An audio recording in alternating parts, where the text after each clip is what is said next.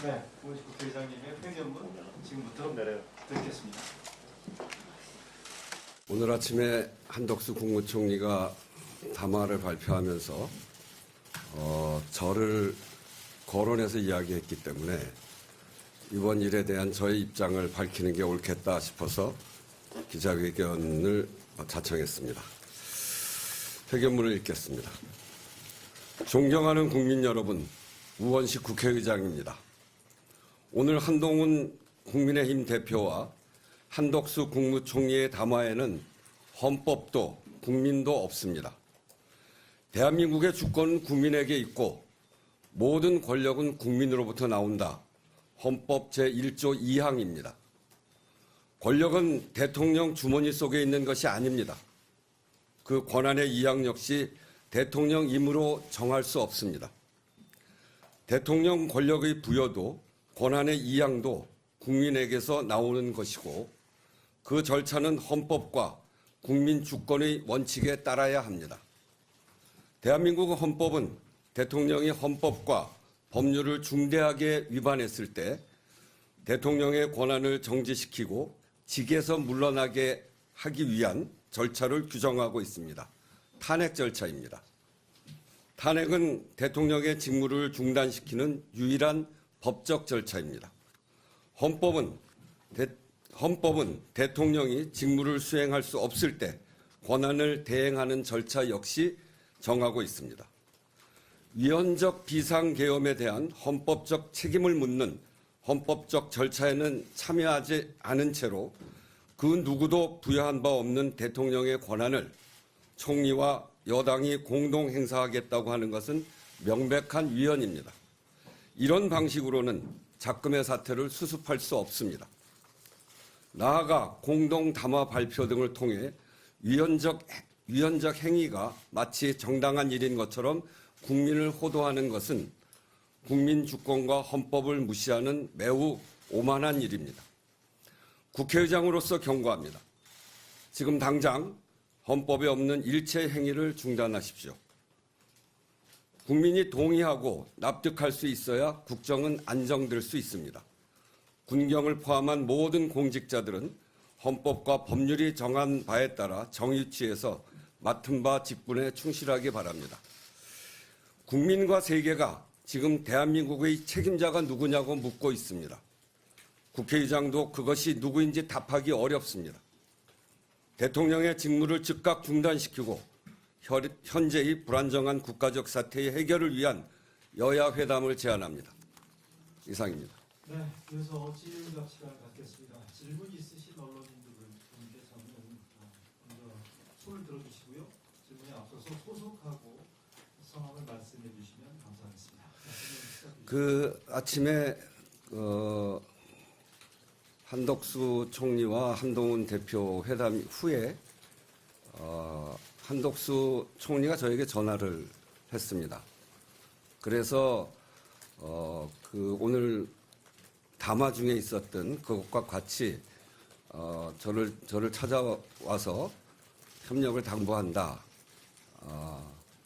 국회와 앞으로 성실히 상의해 가면서 일하겠다. 그렇게 이야기를 하길래 여기 오늘 말씀드린 것처럼 국민이 위임한 바 없는데 여당의 당대표와 이렇게 하는 것은 이건 매우 옳지 않다.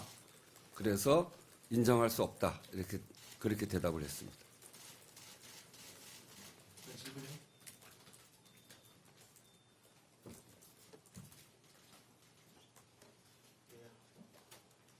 사장님, 한국일보 박준규입니다. 네. 마지막에 대통령 직무를 즉각 중단시키기 위한 여야 회담을 제안을 하셨습니다.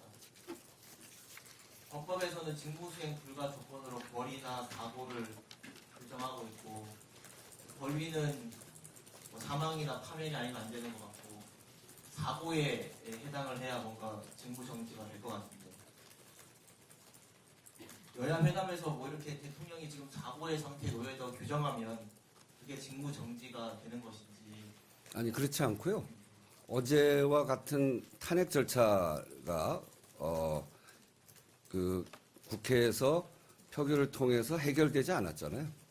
예, 그것을 해결하자고 하는 겁니다.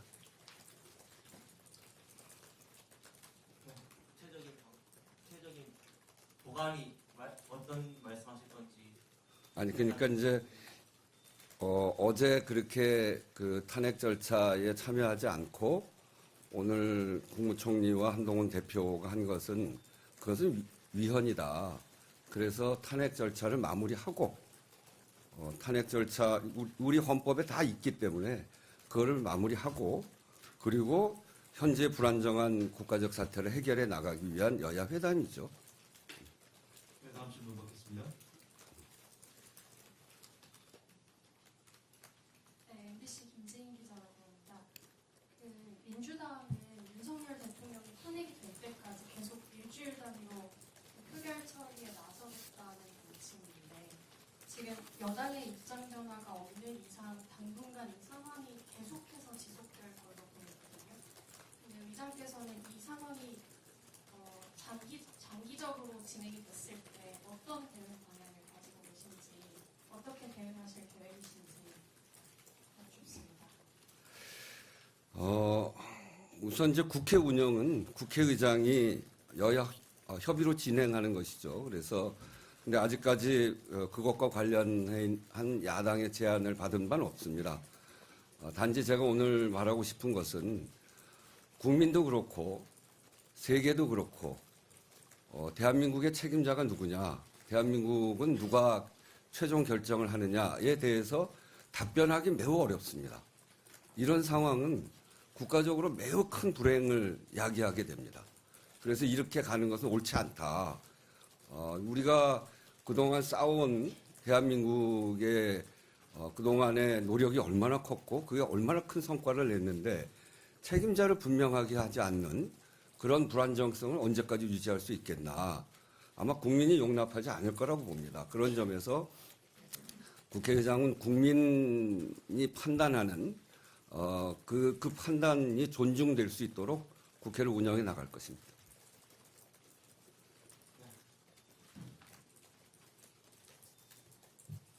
네, 의장님 오마이뉴스 국공입니다.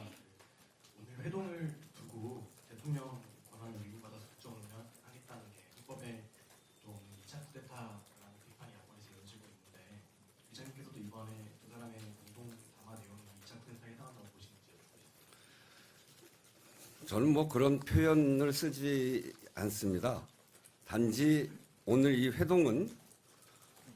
회동의 안에는 헌법도 없고 국민도 없고 그럼 매우 위헌적이다. 그래서 이런 방식으로는 현재 이 불안정한 우리 국가의 상태를 해결할 수 없다. 그렇게 보기 때문에 지금 가장 중요한 것은 국민들의 불안, 국가적 불안정성 이걸 해결하는 거 아니겠습니까? 그런 점에서 오늘 방식으로는 해결이 안 된다라고 하는 것을 분명히 말씀드리는 것이고 왜 그러냐면 그게 위헌적이기 때문에 그렇습니다. 권력의 이양을 어떻게 그렇게 합니까? 저는 그런 권력의 이양을 본 적이 없고요. 권력의 이양은 국민으로부터 나오는 권력이기 때문에 국민이 정하고 있는 그런 헌법과 법률의 절차에 따라야 된다. 이렇게 말씀드리는 겁니다. 다음 기자분. 예. 머니투데이 김도혁 기자입니다. 오늘 그 총리와 한동훈 대표의 회담과 관련해서 엄중 경고한다고 말씀하셨는데 만약에 그 의장께서의 경고에도 오늘 오전 발표 회견과 같이 이 권력 개혁을 계속 추진하게 된다면 이후에는 또 어떤 대처를 하실 건지 알고 싶습니다. 그러니까 많은 국민들이 잘못됐다고 생각을 하고 있고 그런 상황에서 국회의장이 협력하기가 매우 어렵지 않습니까? 그렇기 때문에 불안정성이 굉장히 높아지는 거죠. 국민들도 불안해하고. 그래서 그 해법을 찾자고 해법을 내놔야죠. 정치가 해법을 내야 되거든요. 그거는 생각이 다른 여야가 모여서 거기에서 해법을 내야 됩니다. 그거 안 하고 어떻게 가능하겠어요? 위원이나 이런 것도 논의 테이블에 올릴 수 있는지도 궁금합니다. 모여서 이야기해 보면 알겠죠. 어느 것이 해법인지. 의장이 논의할 사안들을 다 정하고 하는 거 아닙니다. 여야가 국민의 뜻에 맞춰서 지금의 이 불안정성을 해소하는 길이 무엇인가에 머리를 짜내서 함께 토론해서 만들어내야 그게 국민적 합의고 국민적 동의입니다. 대통령도 그 대통령 자신이 국정 운영이 어렵다고 생각했기 때문에 어제와 같은 일을 하지 않았겠습니까? 그래서 그렇다고 한다면 그 해소를 어떻게 해야 될지를 국민들 속에서 투명하게 공개하고 헌법적, 법률적 절차에 맞춰서 해야죠. 네, 한두 분 정도만 질문 더 받겠습니다. 네. KBS 김민철이라고 합니다. 그 예산안 관련해서 12월 10일까지 여야 협의를 하라고 하셨는데 지금 추경호 원내대표가 사의를 표명했거든요. 네. 지금 이제 준 예산 사태가 되는 거 아니냐 우려도 나오는데 여기 대해서는 여야 협의를 어떻게 이끌어 가실지 궁금합니다. 민생을 위해서 매우 중요한 사안입니다. 그간 10일로 정했는데 그동안에 이 국헌문란 등의 중대한 사태의 발생으로 사실상 이 민생이 놓쳐지고 있는 거 아니겠습니까? 그런 점에서 국회의장이 국민의 민생을 외면할 수 없기 때문에 조속한 시일 내에 처리할 수 있도록 방안을 찾아가겠습니다. 마지막으로 한 분 질문만 더 받겠습니다. 저기 CBS.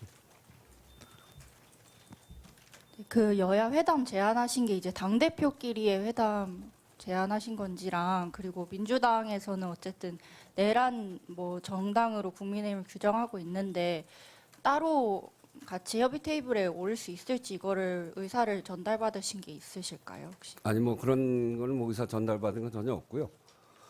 현실적으로 문제를 해결해 나가는 거는 국회의원들의 숫자가 굉장히 중요하지 않습니까? 그런 점에서 보면 서로 방안을 찾아내서 이 문제를 풀어갈 수 있는 주체가 역시 여야가 함께 머리를 맞대야 된다 이렇게 봅니다. 그런 점에서 여야 회담을 제안한 것입니다.